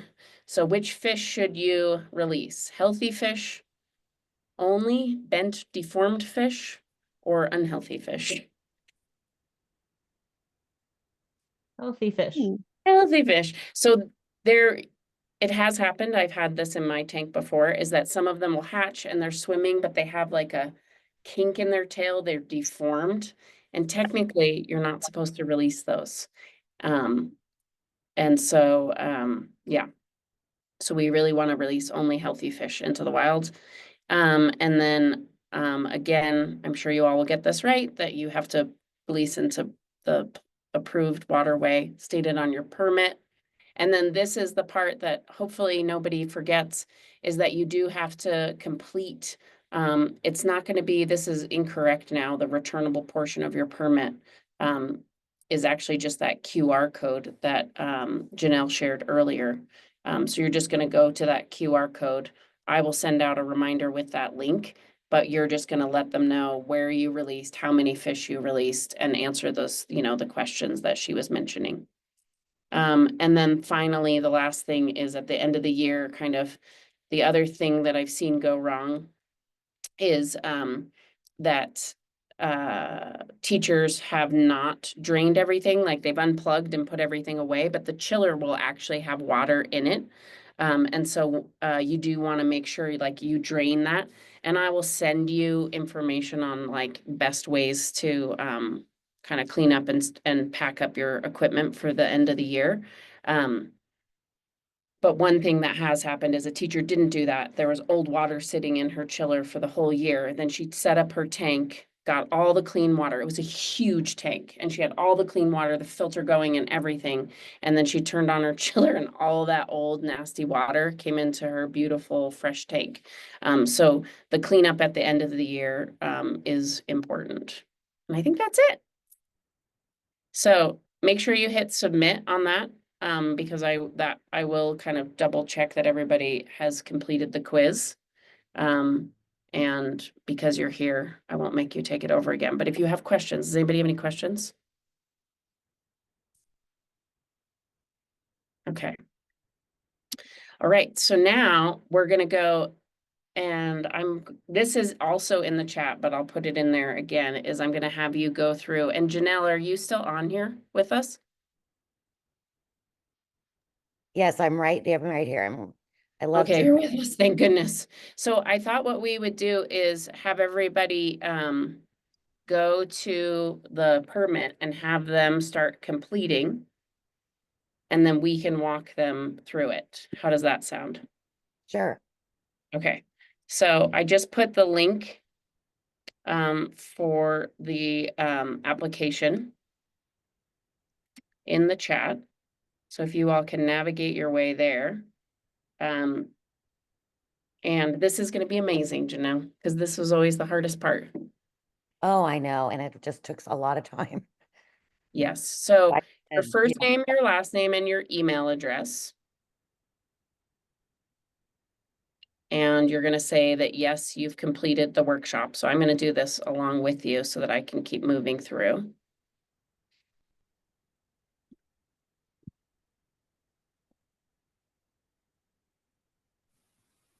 Ashley, I'm lost. Okay. Is it the request for eggs? You know what, Caroline? I'm going to fill it out for you instead of me.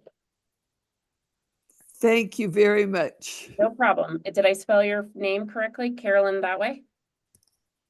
Yes. Okay. Ashley, can I ask you a question? The one about is any of your information different than last year?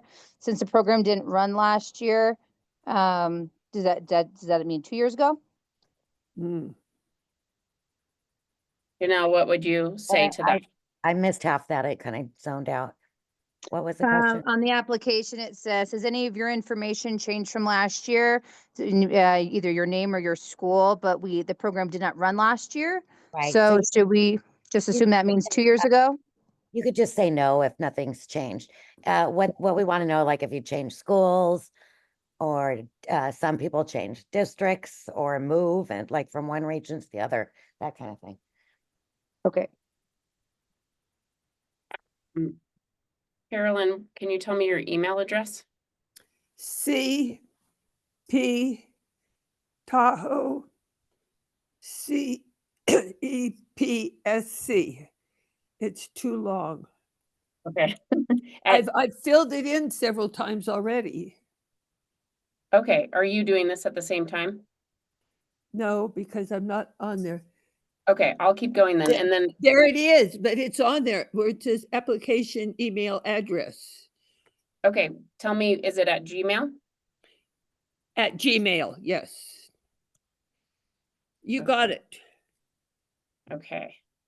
And then your teacher training, we're to say is today. And I'm gonna say no. And the school is the Boys and Girls Club. Okay.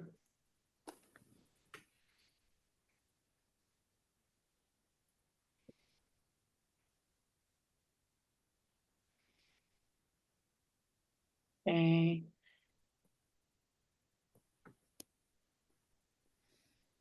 Okay, the school district. You know the address of the Boys and Girls Club? No, I don't. Okay.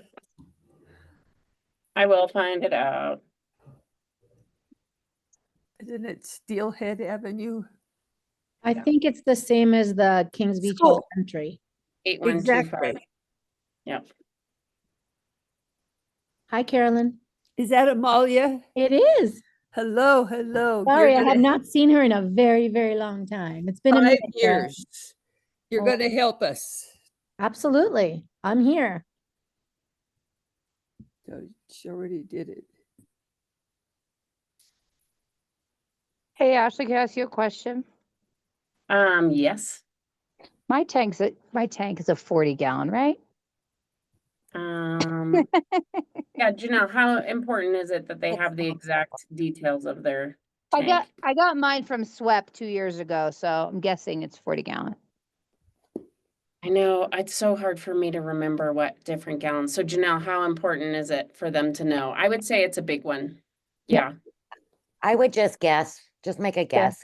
You just Yeah. don't want you like in a, I'm not sure what 5 size gallon. I'll get because I think other Yeah. teachers are doing Yeah. it. So Yeah. Yeah. I think if it you was put a pretty big one last year. Yeah, I think if you put 30 or 40 gallons, you're in the ballpark. Okay. Caroline, what number would you like me to put down? What, no, It says, do you want just the school phone number? oh, you could put my phone number for, no, we'll put the club, and I've got that phone number, but thank you for being patient. so the alternate, this should be your alternate number, like your actual Here cell we phone go. place. Here we go. To get contact. The 530-582-3760. Okay, and how about your phone number? Because we need Yeah. an alternate. Sure. 530-448-1819. Okay. And then I think that the Boys and Girls Club has a pretty big gallon tank. So I'm Yeah, gonna I say- thought 40 gallons was the number. Okay, and then everybody knows that we are in region 2, right? Right. One more down. Disgusting, making sure you're paying attention to me. Okay, and then we're in, Caroline's will be in Placer. Teacher North, or Truckee teachers, you're in Nevada. And then, I think, so here, I'm not sure who is on here, who is on the call. But if Oh. you are Tahoe Truckee Unified School District, or in our area, so your Creekside, Sells, Forest Charter, you're gonna click Sierra Watershed Education Partnership SWEP. But if you're in Yes. South Lake Tahoe, you're gonna hit South Tahoe Public Utility District.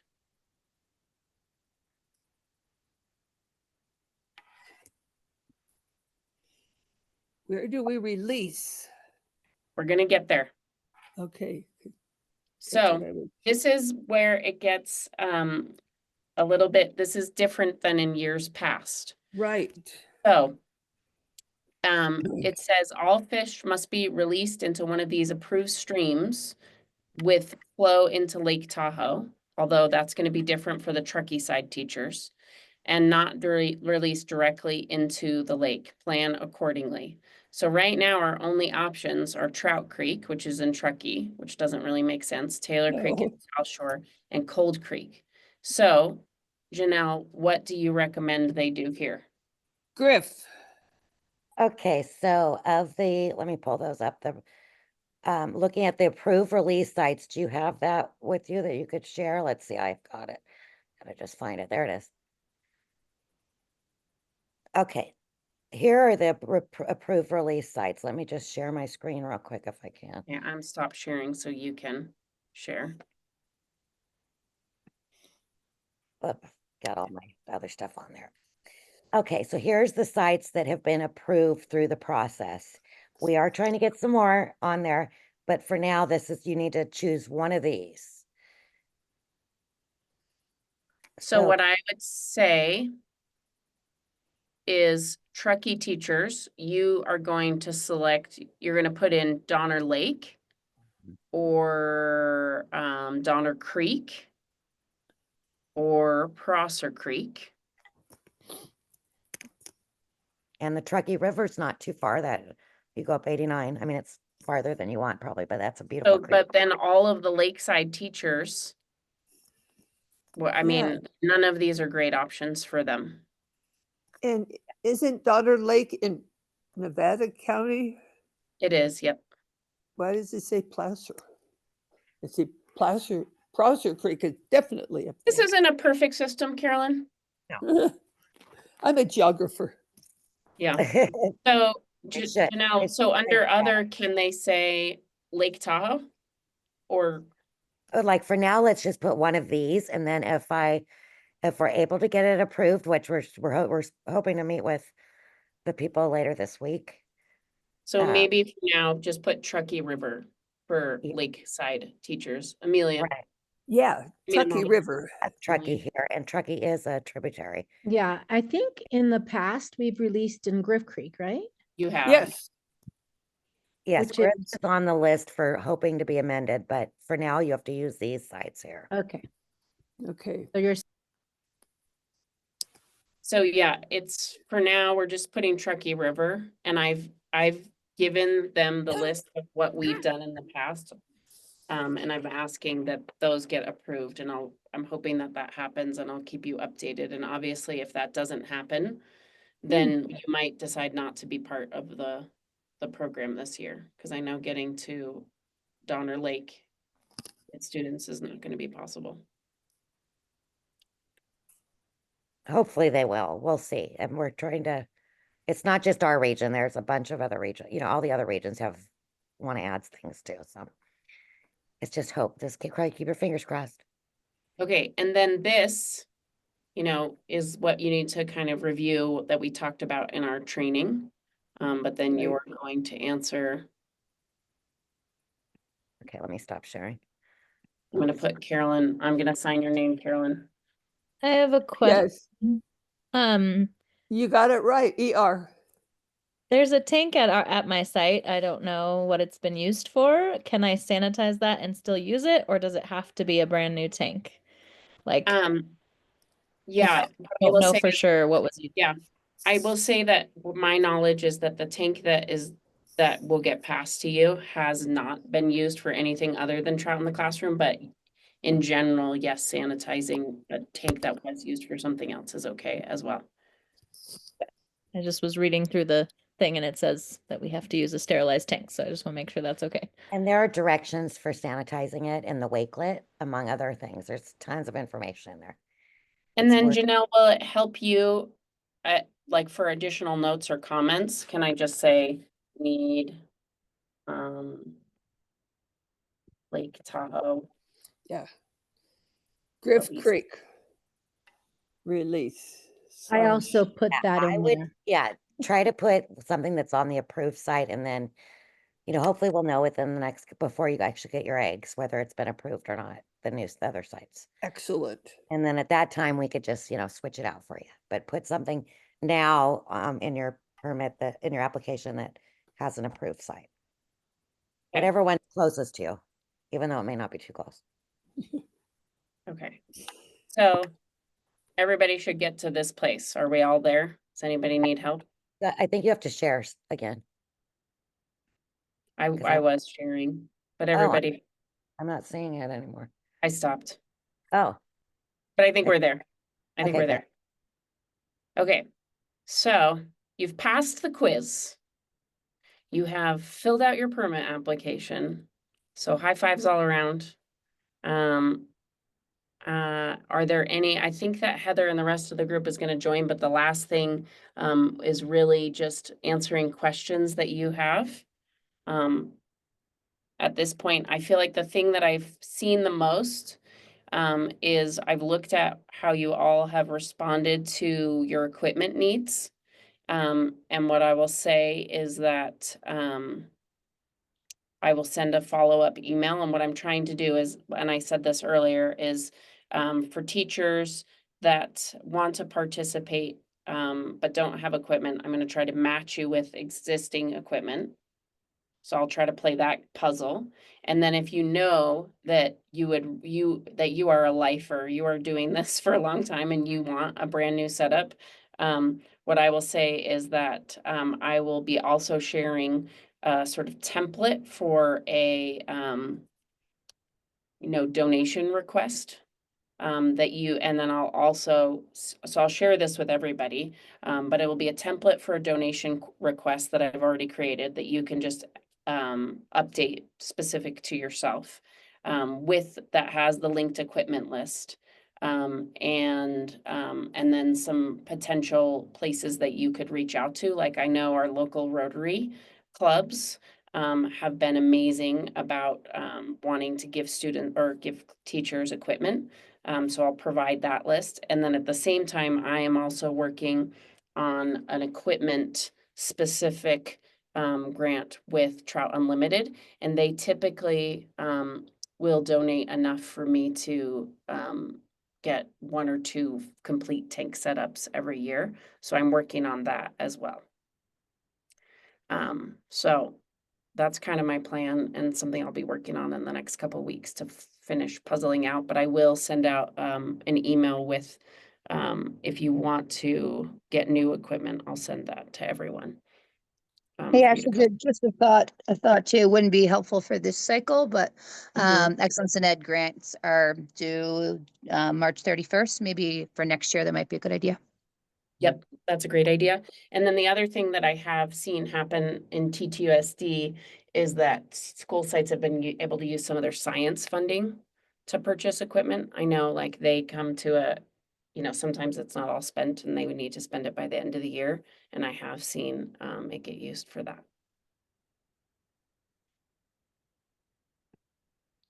But any other questions right now? Okay, let me, I'm surprised that Heather's not back. So let me just quickly text her. But I think that the last thing that she was going to have you do is just a survey to give us feedback. But I can send that to you separately too. I texted her, come back.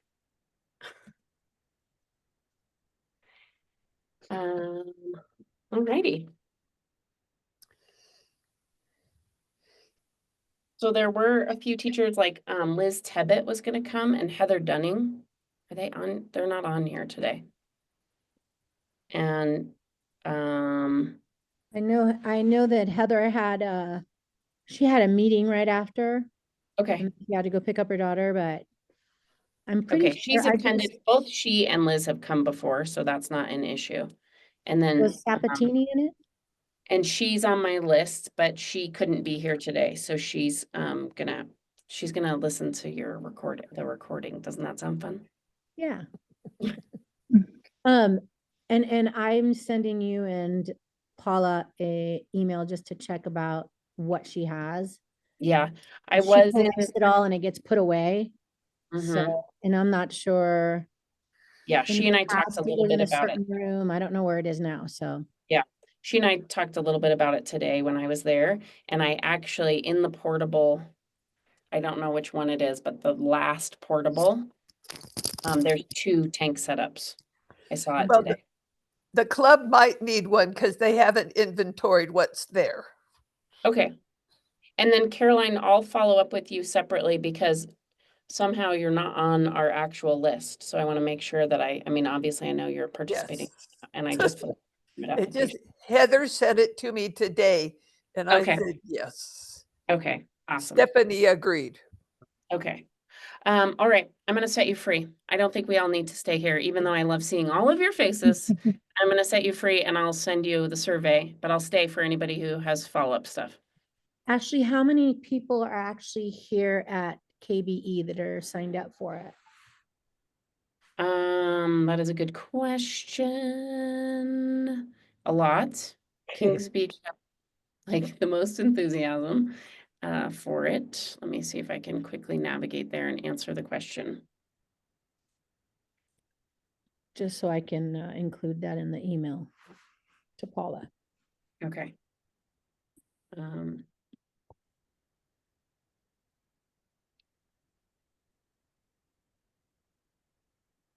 So there's Paula and there's Amy Murado, you, Liz, Heather, Gianna, 6. That's amazing. Plus Boys and Girls Club. So 7. Okay, you're back. I told them that they didn't have to stay. We kind of did question and answer, but that you would send them a survey, Heather. Perfect. So we're gonna do a survey. Did everybody do the quiz? They passed. Everybody passed. Yay. Flying colors, I'm sure. I'll send the survey to the quiz participants Okay. after this. Yep. And then just any comments? How'd it go? Everybody happy and ready? Pumped? Pumped? Yes. Would you rather we were all together having a beer right now? Yeah. I just wanted to say, I really, and I've done this for a long time, the presentation by the hatchery was phenomenal. Oh my gosh, I got so excited about it. Just like, Yeah. thank you for bringing them back.